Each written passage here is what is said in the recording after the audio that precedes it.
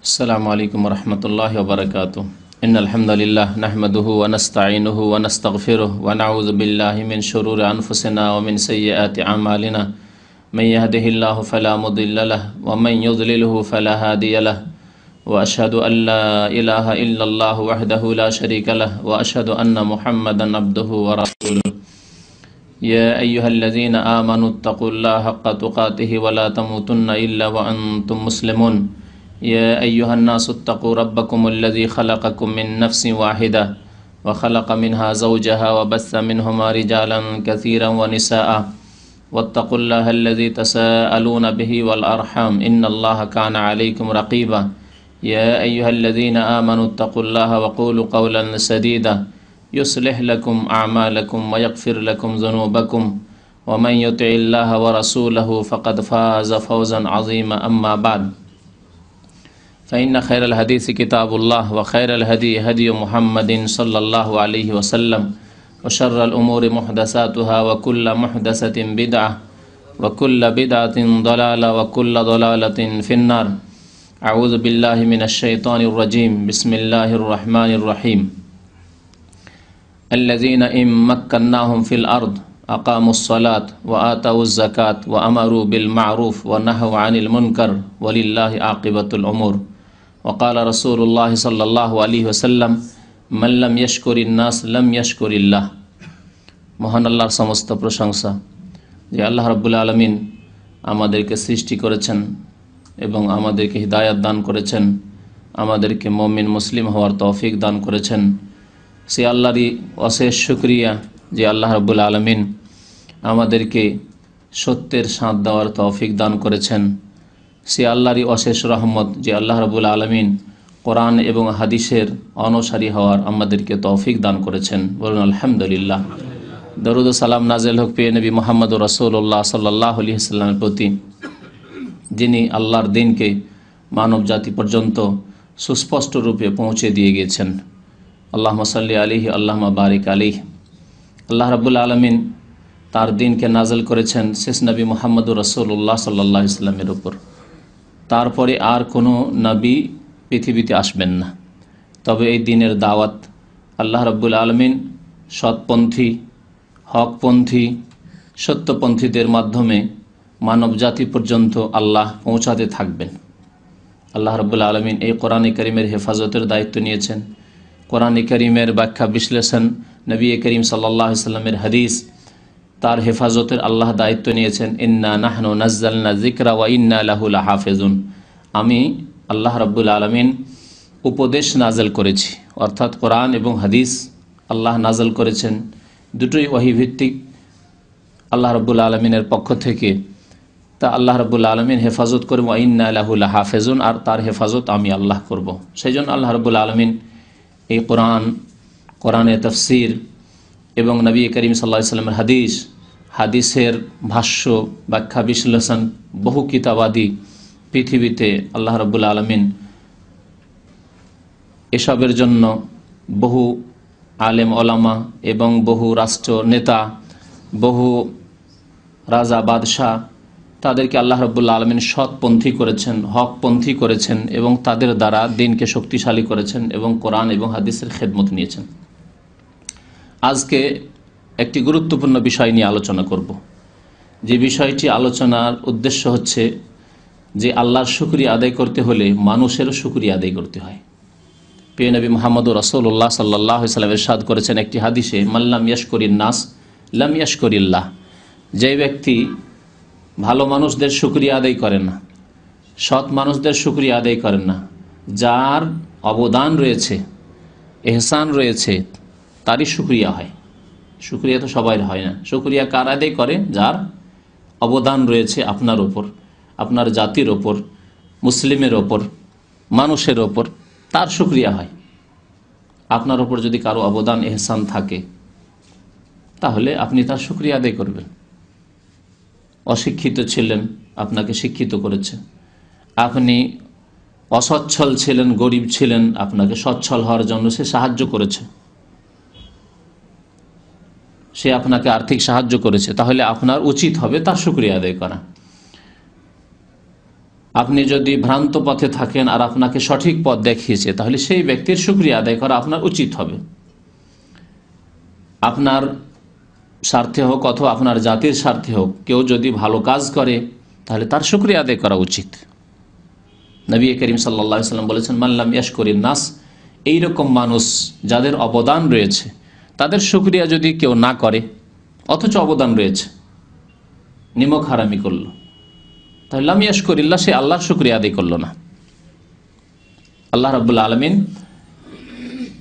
সবার দ্বারা সব কাজ নেন না, কারো দ্বারা কোনো কাজ নেন, কারো দ্বারা কোনো কাজ নেন। কারো দ্বারা হয়তো এলমের, বিদ্যার প্রচার প্রসারের কাজ নেন, তাকে আল্লাহ জ্ঞানী করেছেন, কিন্তু পয়সা ধন সম্পদ দেননি।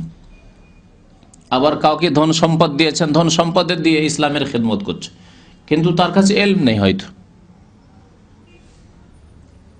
ধন সম্পদ আছে, মসজিদ বানিয়ে দিল, ধন সম্পদের সাথে অন্তর আছে, ধন সম্পদ বহু লোকের কাছে পৃথিবীতে আছে, কিন্তু সবাই মসজিদ বানায় না।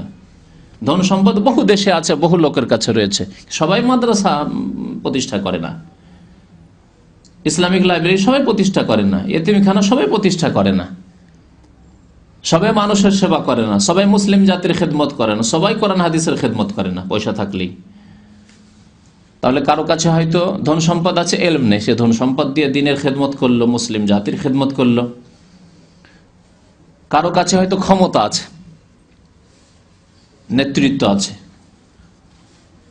এলম যদি কমও থাকে কিন্তু নেতৃত্ব আছে, তার কাছে ক্ষমতা আছে। নেতৃত্ব ক্ষমতার দ্বারা এমন কিছু খেদমত হবে যেগুলো শুধু পয়সা দিয়েও হবে না, কাজ শুধু এলম দিয়ে হবে না। বড় বড় আলেম হয়তো একটি কাজ করতে পারবে না, কিন্তু একজন নেতা, সে আলেম নয়, তার কাছে ইসলাম সম্পর্কে তেমন জ্ঞান নেই, কিন্তু তার কাছে ক্ষমতা আছে, প্রশাসন আছে। তাহলে যার কাছে প্রশাসন আছে সেই ব্যক্তি চাইলে ওই সব খেদমত করতে পারবে যে কাজগুলি একজন বড় থেকে বড় আলেম করতে পারবে না, যতই বড় আলেম হোক না কেন। ইসলামী আইনের বাস্তবায়ন, চোরের হাত কাটা, খুনিকে তার শাস্তি দেওয়া, কিসাস কায়েম করা, হ্যাঁ, জেনার শাস্তি কায়েম করা, বিবাহিত ব্যক্তি জেনার প্রমাণ হয়েছে তার থেকে, তাহলে তাকে রজম করা, সংসার করা, এসব কোনো আলেম করতে পারবে?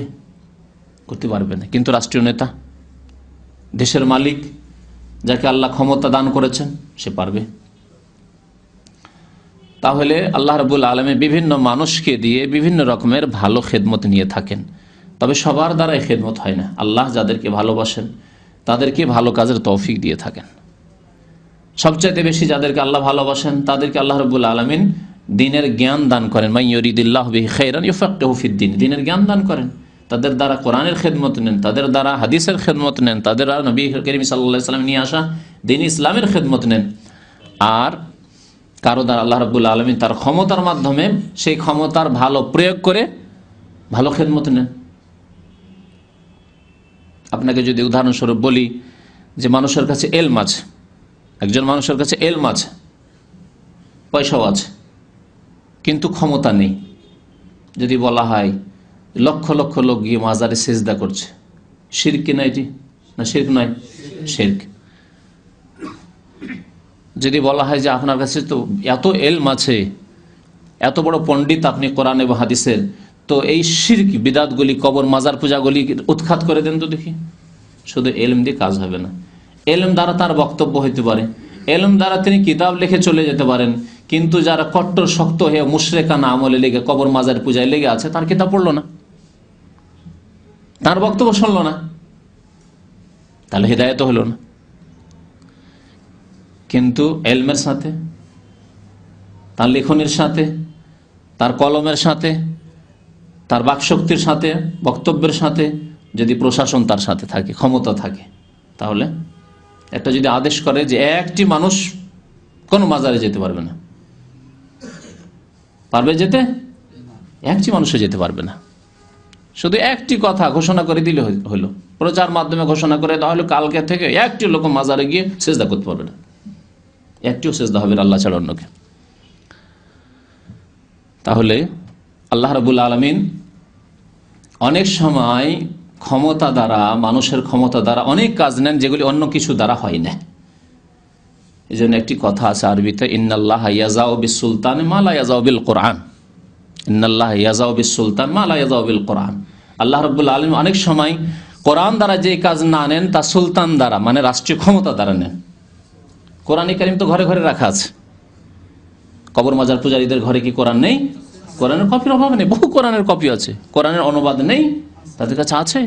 তাদের মাদ্রাসা নেই, সেখানে কোরআন আর তফসির আর সেই রাখা আছে। কিন্তু কোরআনের দ্বারা কাজ হয় না যা প্রশাসন দ্বারা কাজ হবে। আজকে দুনিয়াদারির জন্য, পেটের জন্য আর বাতিল নেতৃত্বের জন্য যদি একটা ঘোষণা দিয়ে দেওয়া হয় কালকে অবরোধ, চাকা চলবে না, চলবে না, হ্যাঁ চাকা গড়বে না যদি ঘোষণা করে দেয়, তো একটি রিক্সা পর্যন্ত বেরোয় না। মানুষ বের হতে ভয় করছে যে কি না হয়, তাই না? তাহলে শিরকের বিরুদ্ধে, কবর মাজার পূজার বিরুদ্ধে, বিদাতের বিরুদ্ধে, পাপাচারের বিরুদ্ধে, মদের বিরুদ্ধে, খুনের বিরুদ্ধে যদি ঘোষণা হয়ে যায় এরকম যাদের কাছে আল্লাহ ক্ষমতা দিয়েছেন তাদের পক্ষ থেকে, তাহলে কত দিনের কাজ হতে পারে, তাই না? তো এইরকম যারা ক্ষমতাকে দিনের খেদমতে লাগিয়েছে তাদের কথা আজকে আলোচনা করবে। অর্থাৎ সৌদি আরবের সরকার, এই সরকার কি খেদমত করেছে ইসলামের, সৌদি আরবের সরকার ইসলামের কি সেবা করেছে, এই একটি বিষয় আমাদের জেনে রাখা অত্যন্ত জরুরি। কারণ বিদাতপন্থীদের সাথে কোরআন সুন্নাহর অনুসারীদের একটি ধর্মীয় দ্বন্দ্ব আছে। বিদাতপন্থীদের পয়সা নিয়ে কোনো ঝগড়া নেই, তাদের সাথে অর্থ নিয়ে কোনো দ্বন্দ্ব নেই, নেতৃত্ব নিয়ে তেমন কোনো দ্বন্দ্ব নেই, পারিবারিক কোনো দ্বন্দ্ব নেই, বংশীয় কোনো দ্বন্দ্ব নেই, ঝগড়া নেই। তাহলে বিবাদ কিসের আছে? আকীদার, বিশ্বাসের বিবাদ। দ্বন্দ্ব কোথায় আছে? বিশ্বাসে, ঈমানি দ্বন্দ্ব। বিদাতপন্থীদের যে শত্রুতা রয়েছে সুন্নাহর অনুসারী, কোরআনের অনুসারীদের সাথে, সেটি হচ্ছে ধর্মীয় চেতনা নিয়ে শত্রুতা। সুতরাং যখনই কোরআন সুন্নাহর অনুসারীরা শক্তিশালী হয়েছে, কোরআন সুন্নাহর অনুসারীরা কোরআন এবং হাদিসের বাস্তবায়ন করেছে মানুষের সার্বিক জীবনে, তার জন্য তারা প্রয়াস চালিয়েছে, মেহনত করেছে, তখন সেগুলিকে তারা ভালো নজরে দেখেনি, সেগুলির অপব্যাখ্যা করেছে এবং সেগুলিকে মানুষের সামনে পেশ না করে তাদের ওপর মিথ্যারোপ করেছে, তাদের সম্পর্কে যত রকমের মিথ্যা কথাবার্তা বলতে হয় তাই বলেছে। এটি হচ্ছে বেদাতপন্থীদের চরিত্র। এবং যে কোনো বাতিলপন্থী, বাতিল শক্তি যদি কোরআন সুন্নাহর অনুসারীদের বিরুদ্ধে উঠে দাঁড়ায়, তখন বিদাতীরা ওই বিদাতপন্থী যারা ক্ষমতার দাবি নিয়ে উঠেছে, অর্থাৎ বিদাতপন্থীদের যারা সাপোর্ট করবে, সহযোগিতা করবে, আশা করা যায় তাদের প্রশংসা করেছে তারা। আর এর স্পষ্ট প্রমাণ হচ্ছে আপনার এই কুয়েত আর ইরাকের যুদ্ধ যখন হলো, তখন যত পৃথিবীর বেদাতপন্থী, আর বিশেষ করে ভারত, পাকিস্তান, বাংলাদেশ, এই তিনটি দেশ আজব দেশ, ভারত উপমহাদেশ, এই তিনটি দেশের মুসলিম দুই ভাগে বিভক্ত, কোরআন সুন্নাহর অনুসারী আর বিদাতের অনুসারী।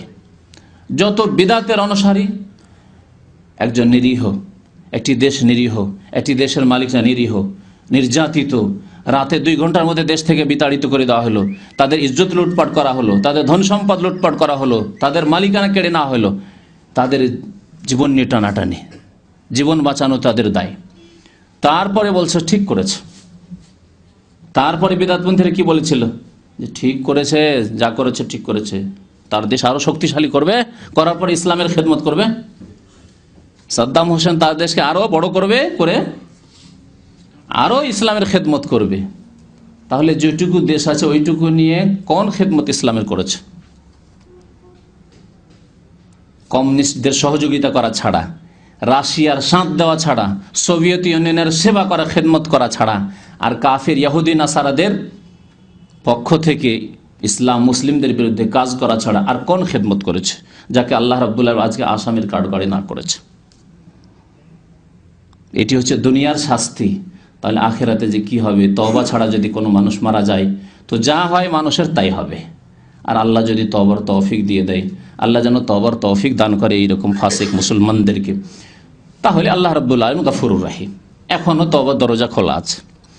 তো কথা এই বলছিলাম এটা দেখাবার জন্য যে বিদআতপন্থীরা দেখবে না যে হক কোথায় আর বাতিল কোথায়, দেখবে যে ধর্মীয় চেতনায় কারা আমাদের বিরোধী, ধর্মীয় ক্ষেত্রে কারা আমাদের বিরোধী, সে হোক কোরআন এবং হাদিসের অনুসারী, সে হোক আল্লাহ এবং রাসূলের কথাই বলুক, কিন্তু না, তারা যে কবর মাজার পূজা করে না, তারা যে ওরসের মেলায় যায় না, তারা যে খাসি মোরগ নিয়ে যাওয়াকে আর কবরে জবাই করাকে শিরক বলে, সুতরাং এরা আমাদের শত্রু, এরা আমাদের শত্রু, প্রাচীন শত্রু।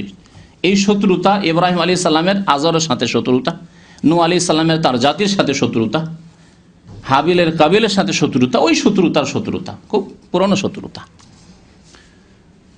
সেই জন্য হকপন্থী যারা কোরআন এবং হাদিসের অনুসারী তাদেরকে জানা উচিত যে সৌদি আরব ইসলামের সেবায় কি করেছে।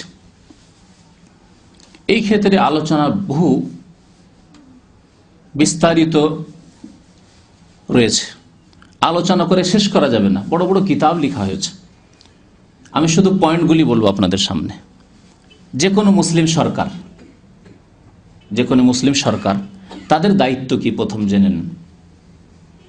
আজকে পৃথিবীতে বহু মুসলিম সরকার রয়েছে, অভাব নেই, বহু মুসলিম দেশ রয়েছে, গণনার দিকে মুসলিম দেশের অভাব নেই, 56-57টি দেশ মুসলিম দেশ, তাহলে দেশের দিক দিয়ে অভাব নেই। কিন্তু মুসলিম দেশের নেতাদের ডিউটি কি, মুসলিম দেশের নেতাদের কাজ কি, ভূমিকা কি হওয়া উচিত। মহান আল্লাহ রাব্বুল সূরা হজের 41 নম্বর আয়াতে ইরশাদ করেছেন, আল্লাযীনা ইন মাক্কান্নাহুম ফিল আরদ, যাদেরকে আমি পৃথিবীতে শক্তিশালী করব, যাদেরকে পৃথিবীতে আমি প্রতিষ্ঠিত করব, ক্ষমতা দেব তাদেরকে, তাদের কি করা উচিত। যদি কোনো জাতিকে, কোনো গোষ্ঠীকে, কোনো সম্প্রদায়কে আল্লাহ নেতৃত্ব দান করেন, ক্ষমতা দান করেন, প্রশাসন দান করেন, তাহলে তারা কি করবে। আল্লাহ প্রথমে বলছেন আকামুস সালাহ, নামাজ কায়েম করবে, নামাজ কায়েম করবে তারা। 2 নম্বর শুনেন, ওয়া আতাউজ যাকাত, যাকাত প্রদান করবে। 3 নম্বর, ওয়া আমারু বিল মারুফ, ভালো কাজের আদেশ দান করবে, ভালো কাজের আদেশ দান করবে। ওয়া নাহাউ আনিল মুনকার, অন্যায় কাজে বাধা দিবে তারা, অন্যায় কাজে বাধা দেবে, অন্যায় কাজ থেকে নিষেধ করবে। ওয়ালিল্লাহি আকিবাতুল উমুর, আর সব কিছুর পরিণামের মালিক আল্লাহ রাব্বুল আলামিন। আল্লাহ রাব্বুল আলামিন বলেছেন আমি খেলাফত দান করব, লা ইস্তাখলিফান্নাহুম ফিল আরদ, পৃথিবীতে আমি নেতৃত্ব দান করব, কিন্তু একটি শর্ত আছে। আয়াত বড় লম্বা আছে, সূরা নূরের আয়াত, সেই জন্য সেই আয়াতের তাফসীর যাচ্ছে না, কারণ বিষয়বস্তু আমাকে যত সংক্ষেপে করি তারপরে আসল পয়েন্টগুলিতে পৌঁছিতেই হবে। সেই জন্য আয়াতের শুধু ওই অংশটুকু বলছি। আল্লাহ বলছেন লা ইস্তাখলিফান্নাহুম, আল্লাহ খেলাফত দান করবেন, মানে পৃথিবীতে নেতৃত্ব দান করবেন, কিন্তু শর্ত হচ্ছে ইয়াবুদুনানি লা ইউশরিকুনা বি শাইআ, শর্ত হচ্ছে একমাত্র আমার ইবাদত করতে হবে আর আমার সাথে শিরক করলে হবে না। যদি কোনো মুসলিম সরকার মুসলিম কিন্তু দেশে শিরক হচ্ছে, মুসলিমরা শিরক করছে, তাদেরকে নিষেধ করে না, তাদেরকে সঠিক পথ দেখায় না, তাদেরকে বাধা দান করে না, হা আনিল মুনকার করে না, ভালো কাজের আদেশ দেয় না, অন্যায় কাজে বাধা দান করে না। সবচেয়ে বড় অন্যায় কাজ হচ্ছে শিরক, ইন্না শিরকা লাযুলমুন আযীম, আল্লাহ বলছেন শিরকের মতো বড় পাপ, বড় অন্যায় আর পৃথিবীতে কিছু না। না খুন করা, না ব্যভিচার করা, না চুরি করা, ডাকাতি করা, সবগুলি কাবিরা গুনাহ, কিন্তু সবচেয়ে বড় গুনাহ হচ্ছে শিরক। ইয়াবুদুনানি লা ইউশরিকুনা বি শাইআ, কাউকে যদি আমি নেতৃত্ব দিই তাহলে একমাত্র আমার ইবাদত করবে আর আমার সাথে কোনো কিছুকে শরীক করবে না, অংশীদার বানাবে না। সেজদা আমি আল্লাহ ছাড়া অন্য কাউকে করবে না, দোয়া আল্লাহ ছাড়া অন্য কারো কাছে করবে না, ফরিয়াদ আল্লাহ ছাড়া অন্য কারো কাছে করবে না, যাবে না গৌস বাবার কাছে, হ্যাঁ জিলানির কাছে, বলবে ইয়া গৌসুল আজম মাদাদ, যাবে না চিশতির কাছে, যাবে না আটরশিতে মাইজভান্ডারিতে, যাবে না চরমনাইতে, যাবে না ফুরফুরাতে, এসব করবে না। এগুলি হচ্ছে মুসলিম নেতার গুণাবলী। মুসলিমকে আল্লাহ নেতৃত্ব দিলে তারা শিরক মুক্ত থাকবে। পৃথিবীতে একটি দেশ দেখান যে দেশে শিরক হয়, আল্লাহ ছাড়া অন্যকে সেজদা হয় না, একটি দেশ দেখান যেই দেশে আল্লাহ ছাড়া কাউকে সেজদা হয় না। আমাদের দেশের এক শ্রেণীর ইসলামিক রাজনীতির নামে রাজনীতি করে, তারা বলে পৃথিবীতে ইসলামিক দেশ একটা আছে ইরান। পৃথিবীতে মুসলিম দেশগুলিতে প্রায়গুলিতে শিরক হয়, প্রায়গুলিতে বলছি, তার মধ্যে সবচেয়ে বেশি শিরক হয় ইরানে। সবচেয়ে বেশি শিরক হয় ইরানে। এই মাত্র কয়েক বছর আগে খোমানি মারা গেল, লক্ষ লক্ষ লোক গিয়ে সেজদা করে। কবর মাজার পূজায় নাম্বার 1। মুহররমের সময় আসে, তখন ইয়া হুসেন আর ইয়া আলী কত যে শিরক হয় আল্লাহ পাক জানে। সারা বছর শিরক চলতে থাকে। শিরকের উপর দাঁড়িয়ে আছে এই ধর্ম, বাতিল ধর্মটি। আর এক শ্রেণীর লোকেরা পার্থিব স্বার্থের কারণে তাদের প্রশংসা করে, কারণ শিরক তাদের কাছে অপরাধ নয়। তাদের কাছে শিরক করে অপরাধ নাই। যারা প্রশংসা করে তাদের কাছে শিরক করা এমন কোনো অপরাধ নাই। শিরক করুক করুক, তাদের রাজনৈতিক ইস্যুতে সাথ দিলেই হইল, তাদের আন্দোলনে সাথ দিলেই হইল। শিরক মুক্ত যদি সমাজ কোথাও পাওয়া যায়, পৃথিবীতে দেখেননি কখনো, পাবেন না ভারতে, পাবেন না পাকিস্তানে, যে পাক স্থান নাম দেশের হচ্ছে পবিত্র স্থান, সেখানেও পাবেন না, নাপাক করে দেওয়া হয়েছে কবর মাজার পূজার মাধ্যমে। পাবেন না বাংলাদেশে, পাবেন না পৃথিবীর কোথাও। এই সৌদি আরব এসে যারা এসেছেন তারাই দেখছেন যে এখানে তো কবর মাজার পূজা দেখি না রে বাবা, এখানে তো দেখি না যে আল্লাহ ছাড়া কাউকে সেজদা হচ্ছে। এখানে সবাই একমাত্র আল্লাহ রাব্বুল আলামিনকে সেজদা করে, সবাই একমাত্র আল্লাহর কাছে দোয়া করে। এই দৃশ্য আর পৃথিবীতে কোথাও দেখবেন না আপনি। আল্লাহ রাব্বুল আলামিন যে একটি শর্ত লাগিয়েছেন, প্রথম শর্ত পাওয়া যাচ্ছে। দ্বিতীয় শর্ত কি? নামাজ কায়েম করবে। রাষ্ট্রীয় পর্যায়ে মসজিদ তৈরি করা, মসজিদের সার্বিক খেদমত করা, মসজিদের জন্য একটি মিনিস্ট্রি, মন্ত্রণালয় শুধু মসজিদের খেদমতের জন্য। খুঁজে দেখেন এই রকমের খেদমত কোথায় আছে। ওয়াজারাতুশ শুউনুল ইসলামিয়া ওয়াল আওকাফ ওয়াদ দাওয়া ওয়াল ইরশাদ, আওকাফ ইসলামিক এই মসজিদের খেদমতের জন্য আওকাফ একটি মন্ত্রণালয় আছে।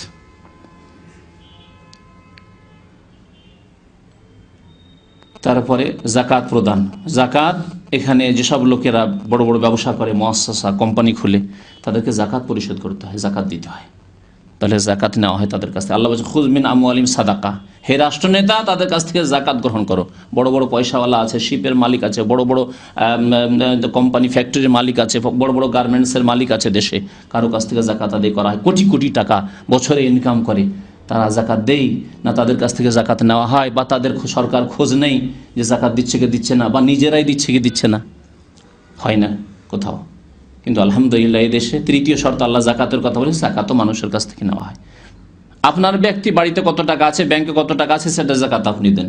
আপনাকেও এখতিয়ার দেওয়া হয়েছে যে আপনি নিজেও আপনার জাকাতের টাকা নিজেও বন্টন করেন, কিন্তু যে ব্যবসায়ী প্রতিষ্ঠান আপনি খুলেছেন তার জন্য জাকাত দিতে হবে।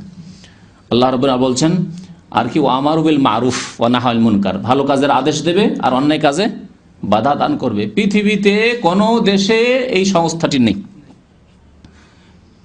ভালো কাজের আদেশ প্রদান করা আর অন্যায় কাজে বাধা দান করা, এর জন্য একটি সংস্থা। আর সেই সংস্থার প্রত্যেকটি ছোট ছোট শহরে, গ্রামে পর্যন্ত একটি করে অফিস রয়েছে, ব্রাঞ্চ রয়েছে, শাখা। সৌদি আরবে পাবেন, যার নাম হচ্ছে হাইয়াতুল আমরি বিল মারুফ ওয়ান নাহি আনিল মুনকার, যাদেরকে একেবারে সাধারণদের ভাষায় মোতাওয়া অফিস বলে, বুঝেন তো না? কতগুলি ব্রাঞ্চ আছে, একটি দামামে লেডিস মার্কেটে আছে, টয়োটাতে আছে, আপনার ওই 37 আছে, কত কত জায়গায় আছে। তাদের কাজ হচ্ছে কোথায় কোন অপরাধ হচ্ছে, কোথায় কোন অপরাধ হচ্ছে, কোথায় জাদুটোনার কাজ হচ্ছে, কোথায় জেনা ব্যভিচার হচ্ছে, কোথায় নারী ব্যবসা হচ্ছে, কোথায় আপনার মদ মদ মদ তৈরি করা হচ্ছে, বা কোথায় কি মদ খাচ্ছে ইত্যাদি। যত রকমের অপরাধ হয় সবগুলিতে বাধা প্রদান করা, আর যত ভালো কাজ হয় তার আদেশ প্রদান করা।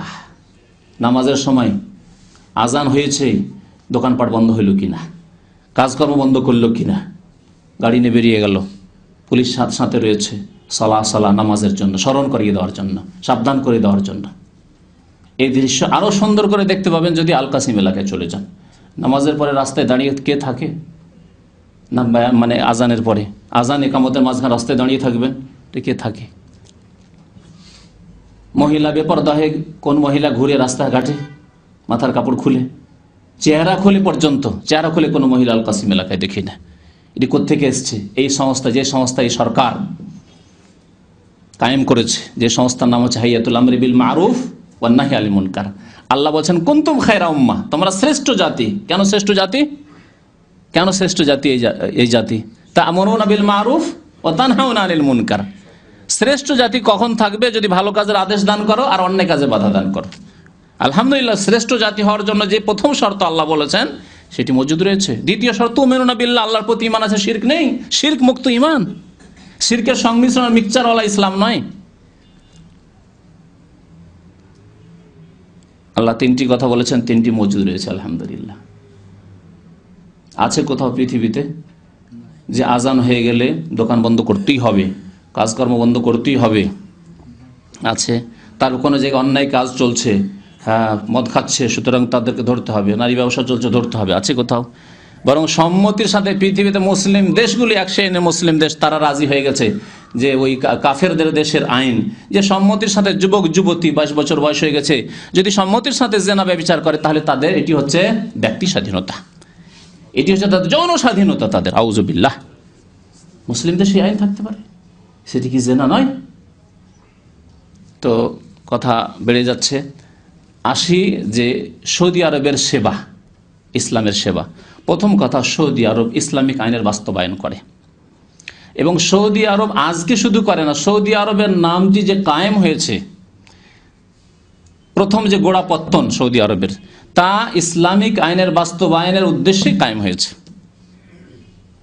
ইতিহাস যখন পড়বেন তখন বুঝতে পারবেন, ইতিহাস আজকে বলার সময় নেই। শেখুল ইসলাম মোহাম্মদ বিন আবদুল্লাহ রহমতুল্লাহ আলী, এই দেশের যিনি সংস্কারক, তিনি যখন প্রথম শপথ নিলেন, তার হাতে হাত দিয়ে শপথ করলেন, তখনকার আমির, তখন এই ছিল না, তখন দেশ হিসাবে এই বড় কোনো দেশ ছিল না, ছোট্ট একটি এলাকা ছিল, রিয়াজের সামান্য একটা এলাকা, তাদের সেখানে শুধু ইমারত ছিল, মালিকানা ছিল, এই কিংডম ছিল না, কিংডম ছিল না সৌদি আরব বলে। ছোট ছোট এলাকায় এক একটা মালিক, এক একটা আমির হয়েছিল। তার সাথে যখন প্রথম শপথ হলো, তখন হকের সাথ দেব, সত্যের সাথ দেব, সত্যকে কায়েম করব এবং সত্যের বাস্তবায়ন করব আর সত্যের দিকে দাওয়াত দেব। তাহলে সৌদি আরব এই দেশটি কায়েমই হয়েছে সত্যকে প্রতিষ্ঠা করার জন্য, আর সত্যের দ্বারা কোরআন এবং হাদিসের বাস্তবায়নের জন্য সার্বিক জীবনে, শুধু পারিবারিক জীবনে নয় যে নিজের নিজের ধর্মকর্ম করো, না, রাষ্ট্রীয় পর্যায়ে।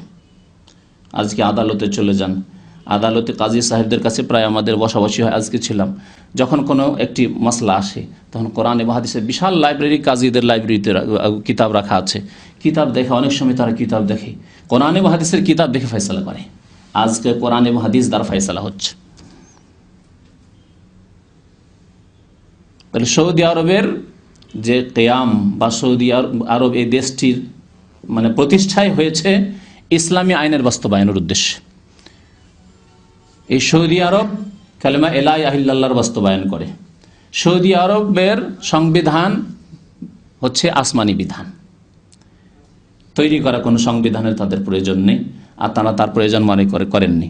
এই জন্য এই বাদশাহ, বর্তমান বাদশাহ যখন প্রথম বাদশাহ হলেন, তখন তাকে জিজ্ঞাসা করা হয়েছিল, কি বলেছিলেন তিনি বক্তব্য যখন রাখলেন, বলেছিলেন যে আমার দস্তুর হচ্ছে, আমার সংবিধান হচ্ছে কোরআন, দস্তুরুন আল কোরআন। তার পিতা বাদশাহ আব্দুল আজিজ রহমতুল্লাহ আলাই তাকে জিজ্ঞাসা করেছিল ইউরোপিয়ানরা যে আপনার দেশ তো কিংডম করলেন, মানে ছোট্ট এমারা ছিল ছোট্ট, তারপরে বিশাল কিংডম হলো, দেশ হলো একটা, তো আপনার দেশের সংবিধান কি হবে? তখন তিনি কোরআনে কারীম পেশ করেছিলেন যে কোরআনে কারীম আমার দেশের সংবিধান, আসমানি সিলেবাস আল্লাহ লৌহে মাহফুজ থেকে নাজিল করে রেখেছেন। আমাদেরকে আর কোনো টেনশন করার দরকার নেই যে আমাদের সংবিধান কে লিখবে, কে তৈরি করবে, কে কারেকশন করবে, ওইসব করার দরকার নেই। আমরা ফারেক হয়ে রয়েছি, আল্লাহ রাব্বুল আলামিন তার নাজিল করেই দিয়েছেন, ব্যাস আমাদের কাজ হচ্ছে তার বাস্তবায়ন করা এবং সেই দিকে দাওয়াত দেওয়া, কোরআনে কারীম এবং সুন্নতে রাসূলুল্লাহ সাল্লাল্লাহু আলাইহি ওয়াসাল্লামের সুন্নতের দিকে দাওয়াত দেওয়া, আহ্বান করা, এই উদ্দেশ্যেই এই সৌদি আরব প্রতিষ্ঠা হয়েছে। যার কারণে প্রথম থেকে দেখেন তারা দাওয়াতের কাজ করে গেছেন, দেশেও এবং বিদেশেও সব জায়গায় তারা দাওয়াতের কাজ করে গেছেন, অন্যকে আহ্বান করেছেন। হজের মৌসুমে বিদেশ থেকে যখন হাজী সাহেবরা আসতেন, সারা বিশ্বের আলেম ওলামারা আসতেন, এখানকার আলেম ওলামারা বসতো, বসার পরে তাদের কাছে এই সঠিক কোরআন এবং হাদিসের দাওয়াত পেশ করত, তাওহীদের দাওয়াত পেশ করত, তাদের সুফিইজম, কবর মাজার পূজা থেকে তাদেরকে সতর্ক করত এবং তাদের সাথে এই সম্পর্কে বিস্তারিত কথাবার্তা আলোচনা করত যে আমরা কি চাই, কোরআন এবং হাদিসের বাস্তবায়ন করতে চাই এবং আমরা মুসলিম জাতিকে সাহাবাই কেরাম, খোলাফে রাশেদিন, নবী করিম সাল্লাল্লাহু আলাইহি সাল্লামের স্বর্ণযুগের দিকে ফিরিয়ে নিয়ে যেতে চাই। যেমন তখন ছিল সেই রকমের ইসলামিক সমাজ কায়েম হবে, ইসলামিক রাষ্ট্র কায়েম হবে, আর মুসলিমরা ওইভাবে একমাত্র আল্লাহ রাব্বুল আলামিন ইবাদত বন্দেগী করবে। সৌদি আরবের খেদমত হচ্ছে সারা পৃথিবীতে মুসলিম ওলামায়ে কেরামদের সম্মান করা, তাদেরকে সম্মানিত করা। তারা সম্মানিত করেছেন বিভিন্নভাবে, দেশের ওলামাদেরকেও আর সারা বিশ্বের ওলামায়ে কেরামদেরকে সম্মানিত করেছেন।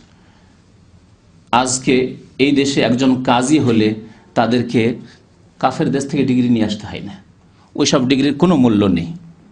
আদালতে, মাহকামাতে, কোর্টে ওইসব ডিগ্রির কোনো মূল্য নেই। কোন ডিগ্রির মূল্য আছে? যে ডিগ্রি ইসলামিক ইউনিভার্সিটি থেকে এসেছে, হয় মদিনা ইসলামিক বিশ্ববিদ্যালয় থেকে, আর না হলে রিয়াদ ইসলামিক আল ইমাম বিশ্ববিদ্যালয় থেকে। যারা কোরআন এবং হাদিসের পণ্ডিত তারাই হচ্ছেন কাজী, জজ, তারাই হচ্ছেন হাকিম, তারাই হচ্ছেন বিচারপতি। সম্মানিত করেছে সারা বিশ্বের উলামায়ে কেরামকে, সারা বিশ্বের উলামায়ে কেরামদেরকে সমস্ত দেশ থেকে প্রত্যেক বছর বিভিন্নভাবে তাদেরকে আমন্ত্রণ করা হয় এখানে এবং তাদেরকে সম্মানিত করা হয়, যেগুলি বলার জন্য দীর্ঘ সময়ের প্রয়োজন রয়েছে। হজের মৌসুমে সারা বিশ্বের উলামায়ে কেরামদেরকে এই ক্ষেত্রে দেশকে দায়িত্ব দেওয়া হয় বা দেশের বিশেষ বিশেষ সংগঠনগুলিকে দায়িত্ব দেওয়া হয় যে আপনারা আপনাদের উলামায়ে কেরামদেরকে, এতজন আলেম, এতজন জ্ঞানী মানুষ, তাদের আমরা সম্মানিত করতে চাই হজের সুযোগ দিয়ে, ফ্রি হজের সুযোগ দিয়ে তাদের আমরা আতিথ্য করতে চাই, মেহমান নওয়াজি করতে চাই। দেন আপনার নাম, বাংলাদেশ থেকে এতজন আলেম, ভারত থেকে এতজন আলেম, পাকিস্তান থেকে এতজন আলেম, রাশিয়া থেকে এতজন আলেম, চীন থেকে এতজন আলেম, আমেরিকা থেকে এতজন আলেম, সারা পৃথিবী থেকে উলামায়ে কেরামদেরকে হজের সুযোগ দিয়ে সম্মানিত করা হয়, উমরার সুযোগ দিয়ে সম্মানিত করা হয়, বিভিন্ন কনফারেন্সে তাদেরকে ডেকে তাদের পরামর্শ নেওয়া হয়, সম্মানিত করা হয়। এছাড়া উলামায়ে কেরাম আর দায়ীদেরকে সম্মানিত করা হয়। অনেক উলামায়ে কেরাম, দায়ী এবং শিক্ষক মাদ্রাসার রয়েছে, তাদেরকে এখান থেকে ভাতা দেওয়া হয় যাতে করে তারা সেখানে দাওয়াতি কাজ করে, ফ্রি হয়ে দাওয়াতের কাজ করতে পারে, ফ্রি হয়ে ইসলামের প্রচারের কাজ করতে পারে, ফ্রি হয়ে ইসলামের খেদমত করতে পারে তারা। আমার সাথে একবার একজন আলেমের, উপমহাদেশ কোনো এক আলেমের এয়ারপোর্টে দেখা হলো, কোনো চেনা জানা নাই, কিন্তু দেখলাম যে ইসলামিক আকার আকৃতি, কথাবার্তা বলতে লাগলাম। কোত্থেকে আসলেন? বলছে নাইজেরিয়া থেকে আসছি। নাইজেরিয়া থেকে আসছি। কি করেন নাইজেরিয়া? বলছে আমি দাওয়াতের কাজ করি। কিভাবে? বলে আমরা মদিনা ইউনিভার্সিটি থেকে পাশ করার পরে আমাদেরকে আদেশ হলো যে যাও আফ্রিকাতে ইসলামের দাওয়াত পৌঁছাতে হবে। তা আমাদের কিছু সঙ্গীরা নাইজেরিয়া গেছে। আর একবার হঠাৎ করে দেখা আরেক দায়ের সাথে, যিনি গানায় থাকেন, গানা, গিনিয়া, কিনিয়া, এই আফ্রিকার জঙ্গলে জঙ্গলে দায়ীদেরকে পৌঁছে দিয়েছেন এই সৌদি সরকার। কি গরজ রয়েছে? দুনিয়ার কোনো স্বার্থ রয়েছে? আল্লাহ রাব্বুল আলামিনের সন্তুষ্টি ছাড়া। এই খেদমতগুলি উলামায়ে কেরামদের সম্মানের খেদমতের কথা বলছিলাম। সৌদি আরব খেদমত করে কোরআনে কারীমের খেদমতের জন্য বহু কথা বলার প্রয়োজন রয়েছে, কিন্তু সবচাইতে বড় যে কথাটি বলবো সেটি হচ্ছে কোরআনে কারীমের খেদমতের জন্য একটি প্রতিষ্ঠান যার নাম হচ্ছে কিং ফাহাদ কমপ্লেক্স। কোথায় রয়েছে বলতে পারেন? মদিনা, মুজাম্মাউল মালিক ফাহাদ লিতিবাআতিল মুসহাফিশ শরীফ, আরবিতে নাম।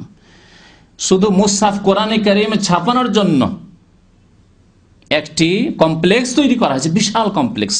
আমাদেরকে মদিনা ইউনিভার্সিটিতে যখন ছাত্র ছিলাম তখন নিয়ে যেয়ে দেখানো হয়েছে। সব কিছু মেশিনে হচ্ছে, একটু হাতে ধরছে না, কাগজ পেপার আসছে, ছাপছে, বেরিয়ে যাচ্ছে, কপি হয়ে বাইন্ডিং হয়ে বেরোচ্ছে, সব কিছু মেশিনে। শুধু কোরআন ছাপানোর জন্য আর কোরআনের তরজমা তফসির ছাপানোর জন্য, অন্য কোনো কিতাব সেখানে ছাপানো হয় না। বিশাল প্রেস,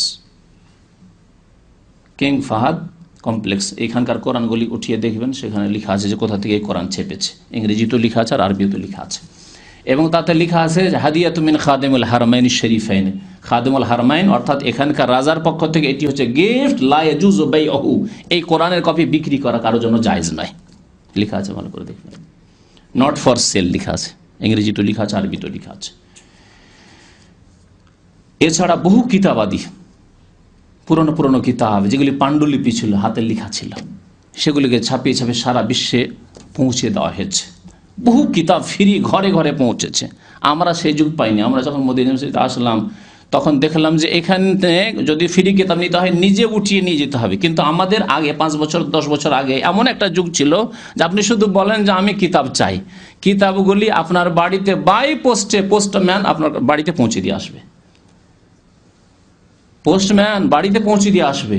এই নয় যে এয়ারপোর্টে পৌঁছে যাবে আর সেখানে ড্যামের চার্জ লাগতে থাকবে, আর সেখান থেকে আপনি উঠিয়ে নিয়ে যেতে পারলেন না হলে গেল, আপনার বইয়ের খরচ চাইতে আপনার চার্জই বেশি লাগিয়ে দিল। এইরকম সরকার আছে পৃথিবীতে যারা এরকম করে। হয়েছে আমাদের অনেক পরিচিত ভাইদের সাথে, 2-3 সপ্তাহ 4 সপ্তাহ এয়ারপোর্টে পড়ে থাকায় কিতাবের যা দাম তার চেয়ে অনেক বেশি বলছে, যাও এত টাকা দাও, দিয়ে কিতাব নিয়ে যাও, না হলে তারা বিক্রি করবে কিতাবগুলি। কিছুদিন পরে তারা বিক্রি করবে, কিলো ওজনে বিক্রি করবে, সস্তায় বিক্রি করবে, কিন্তু যার কিতাব সে পাবে না।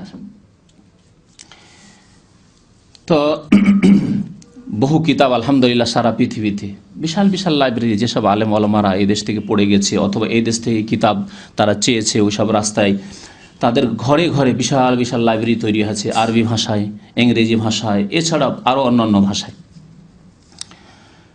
এই সরকার হারমাইন শরীফাইনের যে খেদমত করেছে, অর্থাৎ মক্কাতুল মুকাররমায় আল্লাহর ঘর মসজিদে হারামের খেদমত, আর মসজিদে নবী করিম সাল্লাল্লাহু আলাইহি ওয়াসাল্লাম মসজিদে যে খেদমত করে 1400 বছরের ইতিহাসে এত বড় খেদমত হয়নি। আর তা দেখার জন্য নিজের চোখ যথেষ্ট।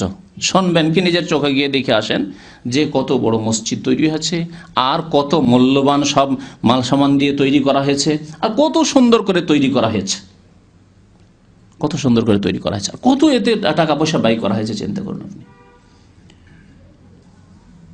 এই মসজিদে হারাম আর মসজিদে নববী, এছাড়া বহু মসজিদ, মিকাতের মসজিদগুলি কত সুন্দর করে তৈরি করা হয়েছে। যান মদিনার মিকাতের মসজিদ দেখুন কত সুন্দর করে তৈরি করা হয়েছে, তায়েফের মিকাতের মসজিদ দেখেন কত সুন্দর করে তৈরি করা হয়েছে, যে কোনো শহরের যে বিশেষ করে যে বড় মসজিদ কত সুন্দর করে তৈরি করা হয়েছে।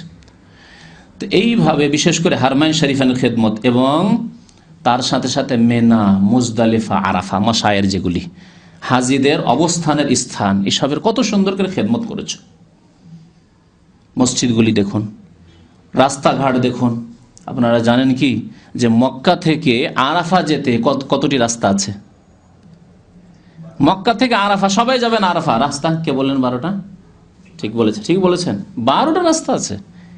একটা আরাফায় বছরে একদিন যাওয়ার দরকার, শুধু বছরে একদিন দরকার, 12টি রাস্তা আছে।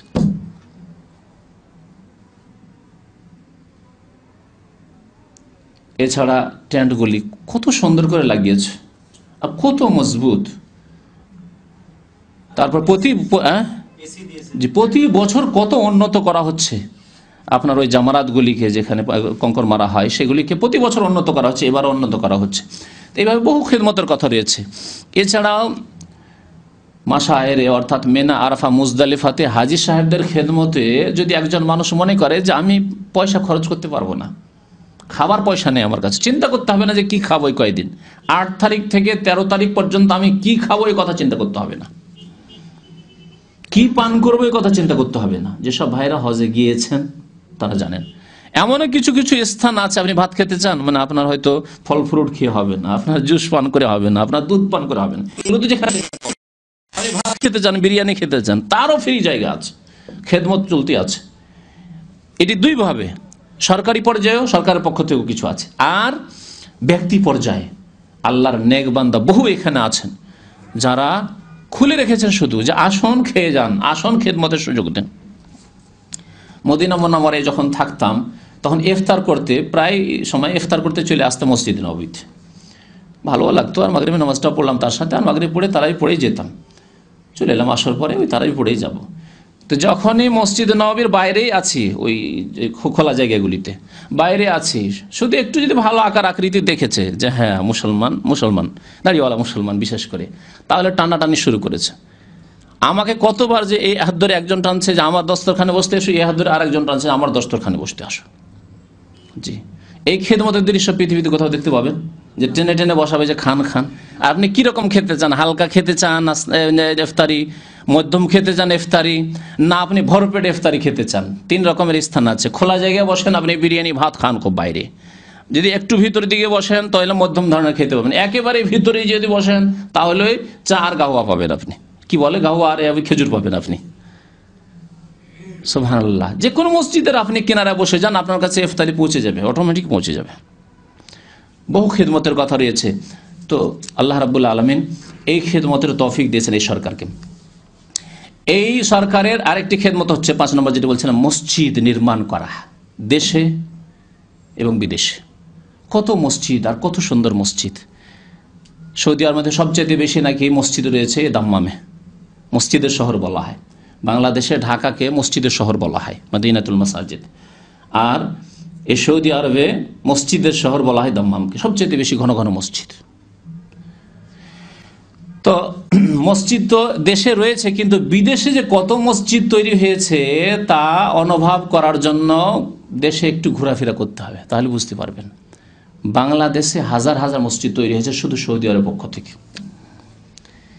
আর যেগুলি মসজিদ তৈরি হয়েছে বাংলাদেশে বা ভারতে বা পাকিস্তানে, হয় সৌদি আরবের পক্ষ থেকে, না হয় কুয়েতের পক্ষ থেকে। অল্প কিছু আছে গালফের অন্য কান্ট্রি, হয়তো কাতার বা আপনার ইমারাত বা অন্য দেশ থেকে অল্প কিছু সামান্য আছে।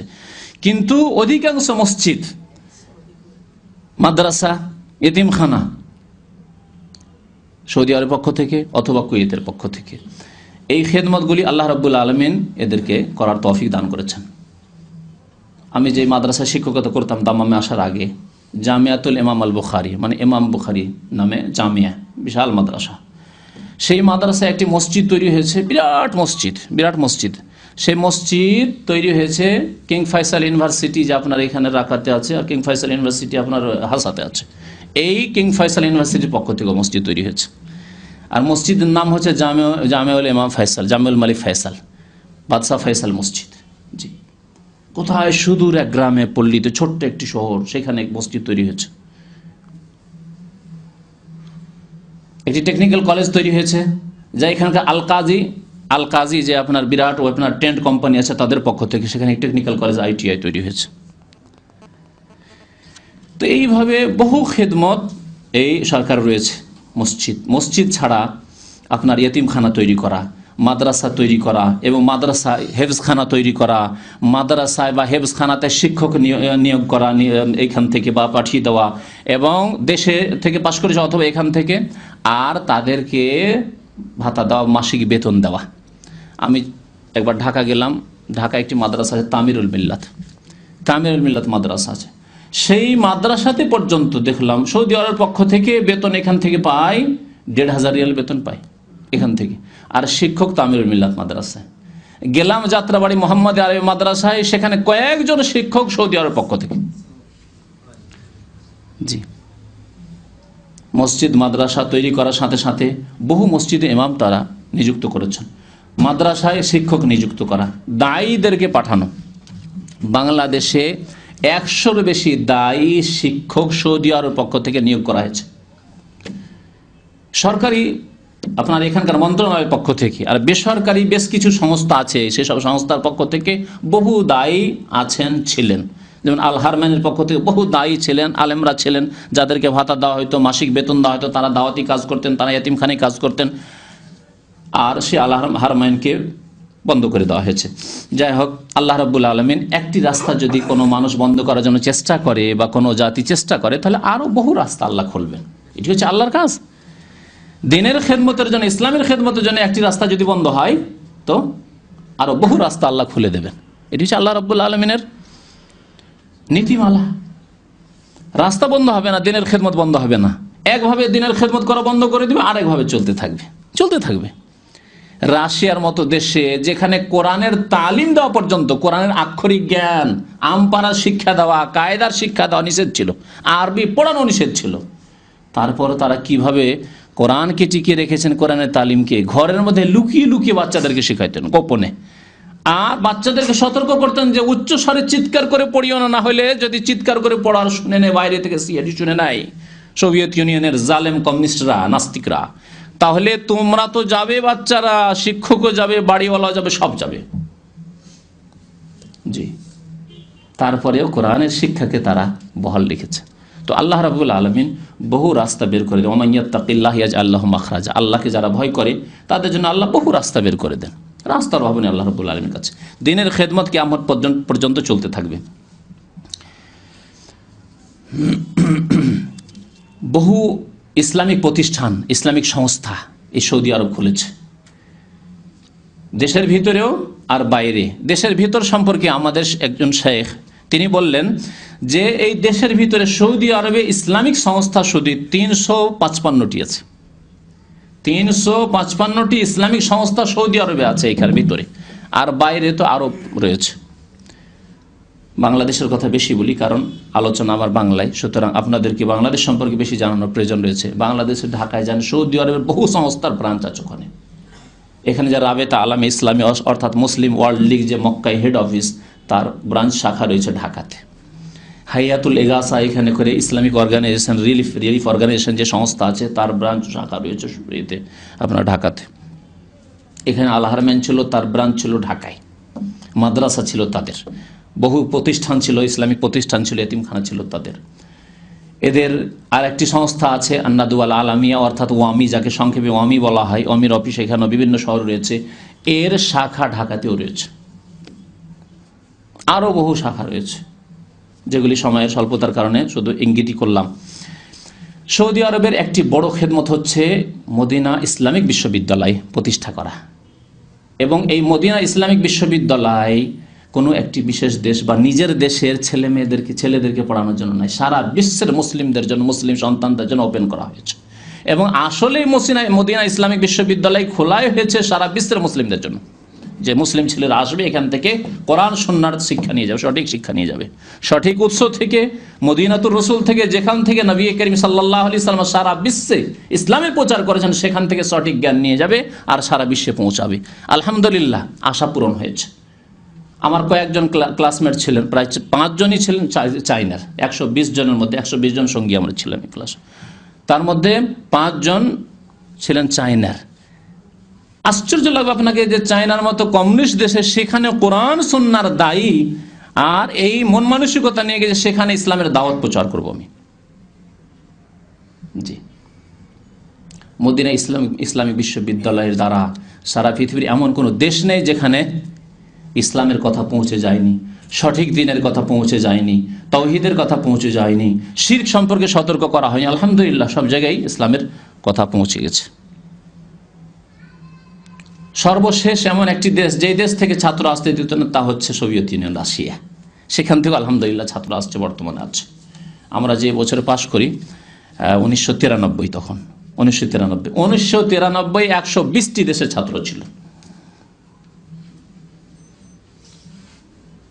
নতুন ছেলেদের সাথে সাক্ষাৎ, চ্যান্সেলরের, ভাইস চ্যান্সেলরের সাক্ষাৎ ছিল, তাতে তারা বললেন যে এই বছরে 120টি দেশের ছেলে আমাদের ইউনিভার্সিটিতে আছে। এখন আরও বেড়েছে বেশ কিছু দেশের। তো আলহামদুলিল্লাহ, ইসলামিক বিশ্ববিদ্যালয়ের মাধ্যমে বহু আলেম ওলামা যারা সঠিক জ্ঞান হাসিল করে তারা ইসলামের দাওয়াত দিচ্ছেন। আমার দেশের জনসাধারণ জানতো না যে কবর মাজারে গিয়ে সেজদা করলে আবার শিরক হয়, জানতো না। এটি জানালো ওইসব ওলামায়ে কেরাম যারা বিশেষ করে এই সব দেশ থেকে, এই ইউনিভার্সিটি থেকে পড়ে গেছে, মদিনা ইসলামিক বিশ্ববিদ্যালয় থেকে বা আল ইমাম রিয়াজ ইসলামিক বিশ্ববিদ্যালয়তে পড়াশোনা করে গেছে, তারা এই ক্ষেত্রে বেশি সজাগ। কারণ অবস্থা দেশের দেখছে খুব খারাপ অবস্থা।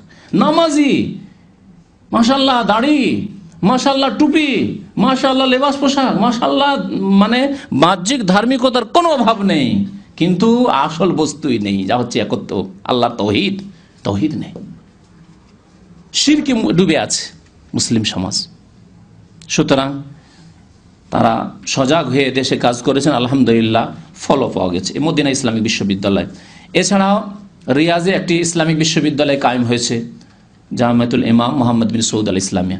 মদিনা ইসলামিক বিশ্ববিদ্যালয়ের কথা আরেকটি বলি যে আজ পর্যন্ত প্রায় 40 বছরের বেশি হয়ে গেল ইসলামিক বিশ্ববিদ্যালয় কায়েম হওয়া। আজ পর্যন্ত, আজকেও বিদেশিদের সংখ্যা বেশি। প্রথম দিকে তো সব প্রায় বিদেশি ছিল, হয়তো 5% 10% এই দেশের ছাত্র পড়াশোনা করতো না। এখন এরা একটু আগ্রহী হয়েছে ইসলামী বিশ্ববিদ্যালয়ে পড়ার জন্য, আগ্রহী হওয়ার পরে এদের সংখ্যা তারপরে 40%, হ্যাঁ, আর শতকরা 60% বিদেশি। তাহলে 100 জন ছাত্রের মধ্যে 60 জন বিদেশি আপনি মদিনা ইসলামী বিশ্ববিদ্যালয়ে পাবেন। আর তারা শুধু পড়াশোনা করেন না, তাদেরকে মাসিক ভাতা দেওয়া হয়, 850 রিয়াল করে ভাতা দেওয়া হয়। যারা কলেজে অনার্স করে, যারা মাস্টার্স করে তাদেরকে 1000 করে দেওয়া হয়, পিএইচডি করে 1000 করে দেওয়া হয় মাসিক ভাতা। তাহলে এখানে পড়াশোনার সাথে একজন ছাত্র নিজের মোটামুটি আর্থিক সচ্ছলতাও করে নিতে পারে, যে দেশে গিয়ে একটা বাড়ি করব, একটা লাইব্রেরি করব, তারপর ইসলামের দাওয়াতের কাজ করব, মান সম্মান টিকিয়ে রেখে যে আমি নিজের ইসলামের খেদমত করবো, এতটুকু তাকে যোগ্য করে দেওয়া হয় কয়েক বছরের মধ্যে, আর্থিক দিক থেকেও।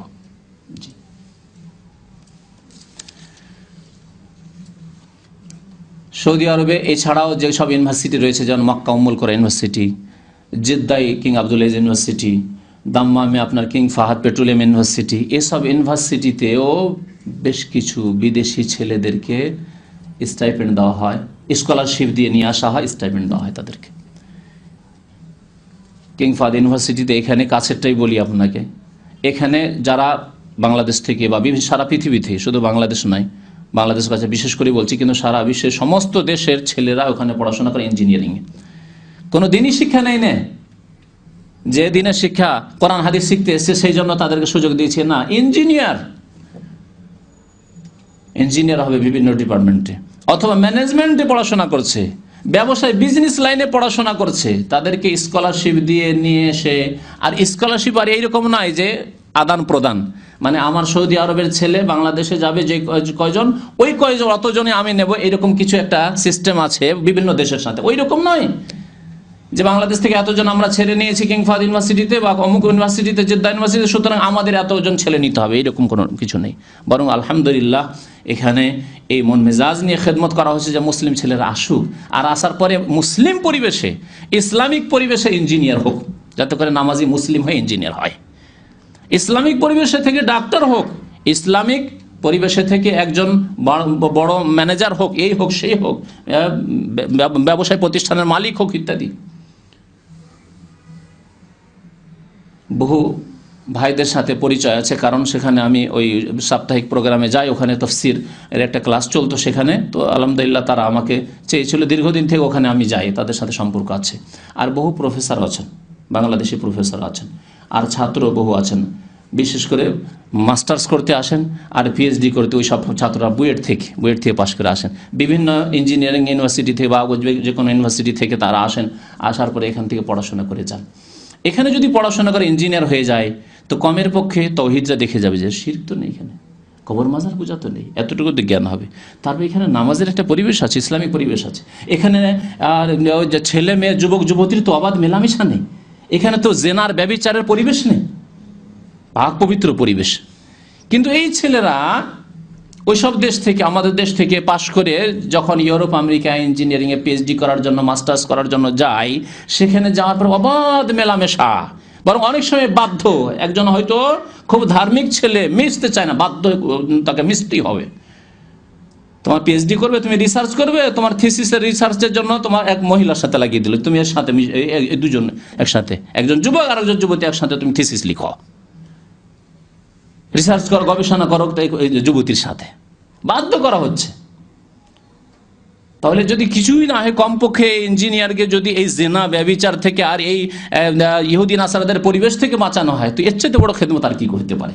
কিন্তু এইসব ছেলেরা যখন ওই সব ইহুদি নাসারাদের দেশে ডিগ্রি নেওয়ার জন্য যায়, আর যাওয়ার পরে মগজের ধোলাই করে যেই কিছু সামান্যতম একটু হয়তো বাংলাদেশে, ভারতে, পাকিস্তানে একটু ইসলাম ছিল, সেইটুকু বিদায় করে দিয়ে ওখানে চলে আসলো, বিধর্মী হয়ে চলে আসলো, নাস্তিক হয়ে চলে আসলো, ধর্ম নিরপেক্ষতা মগজে ঢুকিয়ে নিয়ে চলে আসলো দেশে। ওই সব ইঞ্জিনিয়ারকে দিয়ে, ওই সব শিক্ষিত লোকদেরকে দেশের আর কি সেবা হবে, যাদের মগজে ইসলাম নেই। তো আলহামদুলিল্লাহ এই সরকার এই খেদমতগুলি করছে। বহু ছেলে রয়েছে ভারত, বাংলাদেশ, পাকিস্তানের, যারা বিভিন্ন দেশের, আরও অন্যান্য দেশের, যারা এখানে এই সুযোগগুলি পাচ্ছে। সৌদি আরব একটি মন্ত্রণালয় প্রতিষ্ঠা করেছেন, যে মন্ত্রণালয় হচ্ছে ইসলামিক অ্যাফেয়ার্স। ইসলামিক অ্যাফেয়ার্স, অন্য কোনো দেশে ইসলামিক অ্যাফেয়ার্স বলে কোনো মন্ত্রণালয় নেই। কি আছে? ধর্ম মন্ত্রণালয় আছে।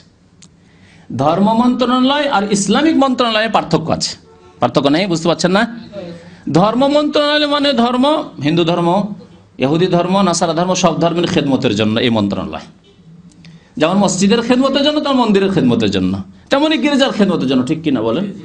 দেশের মন্ত্রণালয় সম্পর্কে আপনি নিজে বিচার করেন, সমান খেদমত করতে হবে। আর ইসলামিক মন্ত্রণালয় মানে ইসলামের খেদমতের জন্য, মসজিদের খেদমতের জন্য। জি, ওয়াজারাতুশ শুউনুল ইসলামিয়া, ইসলামিক মন্ত্রণালয়। অন্য দেশ আছে ওয়াজারাতুশ শুউনুদ দ্বীনিয়া, মানে ইসলামিক কথাটি নেই, দ্বীনিয়া, হ্যাঁ, রিলিজিয়াস অ্যাফেয়ার্স। জি, ওয়াল আওকাফ, তার সাথে কি আছে জানো? দাওয়া, ইসলামের দাওয়াত অন্যদের কাছে পৌঁছাতে হবে, এর জন্য মন্ত্রণালয়। ওয়াল ইরশাদ, অমুসলিমদের কাছে পৌঁছাতে হবে, মুসলিমদের কাছে পৌঁছাতে হবে, মুসলিমদেরকে ইসলামের দিকে এগোতে হবে। এরা যারা গাফিল হয়ে রয়েছে, মুসলিম কিন্তু বেনামাজি, মুসলিম কিন্তু পাপ করে, মুসলিম কিন্তু ইসলাম সম্পর্কে জ্ঞান রাখে না, তাহলে তাদেরকে ইরশাদ, রাস্তা দেখাইতে হবে, তাদের গাইড করতে হবে। তো এই মন্ত্রণালয় কায়েম করে দিনের বহু খেদমত হচ্ছে। আর এই মন্ত্রণালয়ের আন্ডারে বহু মার্কাজুদ দাওয়া খোলা হয়েছে, শুধু সৌদি আরবে না, গালফের যতগুলি আরো যে 5টা কান্ট্রি, 6টি কান্ট্রি হচ্ছে জিসিসি, গালফ কান্ট্রি, সমস্ত দেশে মার্কাজুদ দাওয়া অর্থাৎ দাওয়া সেন্টার কায়েম আছে। আর দাওয়া সেন্টারে যত কর্মচারী আছে, সমস্ত কর্মচারীর বেতন বহন করে সৌদি সরকার। বাহরাইনে গিয়েছিলাম কিছুদিন আগে বক্তব্য করার জন্য, ওখানে মার্কাজুদ একটি দাওয়া সেন্টার কায়েম আছে। সেখানে একজন শেখ আছেন আব্দুল হামিদ, তো তিনি সৌদি আরবের বেতন পান আর দাওয়াতের কাজ করেন। মার্কাজুদ দাওয়ার তিনি দায়ী বাহরাইনে। কাতারে একই অবস্থা, ওমানে সেই অবস্থা, আপনার দুবাই ইমারাতে ওই অবস্থা, আপনার কুয়েতে সেই অবস্থা। মার্কাজুদ দাওয়া সেখানে কায়েম করা আছে, দাওয়াতি কাজ হচ্ছে। আর এই দেশের হোক অথবা সেই দেশেরই হোক, যে বা অন্য কোনো দেশ থেকে সেই দায়ী বা আলেম হোক না কেন, সেখানে কাজ করছে, বেতন সৌদি আরব বহন করছে। এই খেদমতগুলি আছে কোনো দেশের খেদমত? পয়সা তো যথেষ্ট ছিল, পয়সা কি ছিল না ইরাকে? হ্যাঁ, সৌদি আরব চাইতে বেশি পয়সা ছিল ইরাকে। বলেন যে একটি দেশে ইসলামের খেদমত হয়েছে। তারপরে আর একটা দিক বলি, এই দাওয়া সেন্টারে, দাওয়া সেন্টার আগে থেকে চলে আসছে আরবি ভাষায়। যে দাওয়া সেন্টারগুলি খোলা আছে গালফ কান্ট্রিতে, বললাম এগুলি আরবদের জন্য। আরবি ভাষায় বক্তব্য হতো, আরবি ভাষায় দাওয়াতি কাজ হতো, আরবি ভাষায় ইসলামের কাজ হতো। মার্কাজুদ দাওয়া যেগুলোকে বলা হয়, মার্কাজুদ দাওয়া, যেমন আব্দুল্লাহ ফাদে মার্কাজুদ দাওয়া। এখন চলে এসছে দাওয়া সেন্টারটি, চলে এসছে রায়ান মসজিদের কাছে, যেমন দাম্মামের। এটা হচ্ছে আরবদের জন্য, এগুলি সব খোলা। সৌদি আরবের প্রত্যেকটি শহরে, ছোট ছোট শহরে মার্কাজুদ দাওয়া আছে, দাওয়া সেন্টার আছে। আর গালফ কান্ট্রির বিভিন্ন শহরেও আছে। তারপরে আজকে থেকে প্রায় 20 বছর আগে এখানকার অনেক চিন্তাশীল ধার্মিক ভাইরা চিন্তা করলেন যে আমরা আরবদের মধ্যে তো দাওয়াতের কাজ করলাম এই মার্কাজুদ দাওয়ার মাধ্যমে, আর মন্ত্রণালয় কাজ করে যাচ্ছে, কিন্তু যারা আরব, যারা প্রবাসী, এখানে যারা অন্য ভাষাভাষী, তাদের কাছে আমরা ইসলামের কি দাওয়াত পেশ করলাম? 10 বছর, 20 বছর, 30 বছর, 40 বছর অনেকে থেকে বহু টাকা পয়সা তো এখান থেকে নিয়ে গেল, বহু হজ উমরাও তো করে গেল, কিন্তু ইসলাম সম্পর্কে তাদের কি জ্ঞান দিলাম? তখন চিন্তা হলো যে না, প্রবাসীদের জন্য দাওয়াত সেন্টার খুলতে হবে, যেগুলোর নাম হলো মাকতাব তাওইয়াতুল জালিয়াত। জালিয়াত মানে প্রবাসী, আর তাওইয়া মানে গাইডেন্স, প্রবাসীদের গাইডের জন্য দাওয়াত সেন্টারগুলি খোলা হলো। এই দাওয়াত সেন্টার খোলার পর আলহামদুলিল্লাহ বাংলা ভাষায় বক্তব্য শুনতে পাচ্ছেন, উর্দু ভাষীর উর্দু ভাষায় শুনতে পাচ্ছে, আপনার কেরালা ভাষীরা তারা কেরালায় শুনতে পাচ্ছে, তামিলরা তামিল ভাষায় শুনতে পাচ্ছে, ফিলিপাইনি, ইন্দোনেশি, নেপালি, যে কোনো ভাষায় এখানে আলহামদুলিল্লাহ দাওয়াতের কাজ শুরু হলো প্রায় 20 বছর থেকে। এটা এই খেদমতের দ্বারা কতটুকু কাজ হয়েছে সেটি আপনারা অনুভব করতে পারবেন। এই মাত্র কয়েক বছরের মধ্যে, 7-8 বছরের মধ্যে, আমার এখানে 8 বছর প্রায় হচ্ছে, আমার বহু ভাই বাংলাদেশে গিয়েছেন, যাওয়ার পরে শুধু তিনি যে কোরআন এবং হাদিস শিখে গিয়েছেন আর তিনি নিজেকে ঠিক করেছেন তা না, যাওয়ার পরে কত গুনাহ থেকে যে নিজে তো তওবা করেছেন, অন্যরা তওবা করেছেন, নিজের পরিবার, নিজের গ্রামকে গ্রাম আল্লাহ রাব্বুল আলামিন তার হাতে শিরক থেকে, বিদআত থেকে তাদেরকে তওবা করার আল্লাহ তৌফিক দিয়েছেন। আপনি আশ্চর্য হয়ে যাবেন যে এর ফলটা কত দূর পর্যন্ত পৌঁছেছে। যদি একটি দাওয়া সেন্টার থেকে, ধরেন জুবাইল, ধরেন দাম্মাম, এরকম একটি দাওয়া সেন্টার থেকে কত লোক সঠিক দিনের কথা শিখে যাচ্ছে, এবং একজন লোকের দ্বারা যদি 10 জন 20 জন করে লোক সঠিক পথে আসে, শিরক থেকে তওবা করে, কবর মাজার পূজা থেকে তওবা করে, তারপরে বিভিন্ন রকমের যে বিদাতগুলি আছে সে বিদাত থেকে তওবা করে, তাহলে নামাজ ধরে নেয়। দেখেন আমাদের দেশে যে কথাটা বলছেন, আমাদের দেশের আলেম ওলামারা কোনোদিন বলেননি যে নামাজ ছাড়া কুফরি কাজ। শুনেছিলেন? আমি শুনিনি, মাদ্রাসাতে আপনি কোত্থেকে শুনবেন? নামাজ ছাড়া যে কুফরি কাজ আর নামাজ না পড়লে মুসলমান থাকা যায় না, এই কথা দেশে কোনোদিন শোনেননি। দাওয়া সেন্টার থেকে আলহামদুলিল্লাহ কিছু শিখে যাওয়ার পরে তখন শোনাতে শুরু করলেন, তখন তো ভয় হলো। আমার এলাকায় এক ডাক্তার আছে, হোমিওপ্যাথের খুব অভিজ্ঞ ডাক্তার, এত অভিজ্ঞ ডাক্তার, আর বৃদ্ধ হয়ে গেছেন, তার 4টি-5টি ছেলে, সবগুলি হোমিওপ্যাথের ভালো ডাক্তার, এমডি সব। তার একটি ছেলে ক্যান্সারের রোগের চিকিৎসার উপরে একটি বই পর্যন্ত লিখেছেন, এত শিক্ষিত ফ্যামিলি মেডিকেলের ক্ষেত্রে। তো সেই ডাক্তার সাহেব বলছেন আমাকে যে এই যে নামাজ ত্যাগের বিধান বইটি আপনি অনুবাদ করেছেন, শেখ মোহাম্মদ সালেহ ওসাইমিন রহমতুল্লাহ আলীর কিতাবটি, নামাজ ত্যাগের বিধান বইটি অনেকেই দেখেছেন হয়তো। আর এত বেশি আলহামদুলিল্লাহ সৌদি আরবে থেকে বিতরণ হয়েছে, এমন কোনো দাওয়া সেন্টার নেই সেখান থেকে মনে হয় বিতরণ হয়নি এই কিতাবটি। প্রথম শুরু হয়েছে কাসিম থেকে, প্রথম চেপেছে, তারপর রিয়াজে চেপেছে, জুবাইলে চেপেছে, হাসাই চেপেছে, দাম্মামে চেপেছে, বহু জিদ্দায় চেপেছে, বহু জায়গায়, এমনকি বাংলাদেশে চেপেছে, এমনকি ভারতেও চেপেছে। এই বইটি বাংলাদেশে চেপেছে দেখলাম, আর ভারতেও চেপেছে, কলকাতাও চেপেছে। তো এই বইটি ওই ভাই ডাক্তার সাহেব পাওয়ার পরে তিনি বললেন যে এই কিতাবটি খুব প্রয়োজন আছে, আর এই কিতাব যে কয়জনকে দিয়েছি এত ভয়ে তারা ভীত হয়েছে, আরে আমরা তো নামাজ মাঝে মাঝে ছেড়ে দিতাম, আমরা তো ফজর পড়তাম না, তাহলে তো কাফের হয়ে যায়, লাভ কি? 4 ওয়াক্ত পড়লাম আর ফজর না পড়ে কাফের হয়ে গেলাম, তাহলে এইরকম কুফরের অবস্থায় যদি মরে যায়। বহু লোক এই একটি কিতাব, 40 পৃষ্ঠার একটি কিতাব পড়েই তওবা করেছে। আল্লাহু আকবার। এই খেদমত হয়েছে কোত্থেকে? দাওয়া সেন্টার। এই দাওয়া সেন্টার যে সৌদি সরকার খুলে রেখেছেন, এর মাধ্যমে